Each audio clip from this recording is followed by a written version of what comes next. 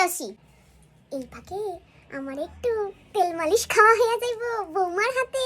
বাবা তেল মালিশ খাওয়াবো না তো তোরা ছাই খাওয়াবো, তোরা তেল মালিশ করব না তো তেলের মধ্যে লঙ্কার গুঁড়া মিশায়া তোর পায়ে ভালো করে দইলা দিন, তারপরে তুই যে বউয়ের হাতে তেল মালিশ, কেমন মজা লাগে না?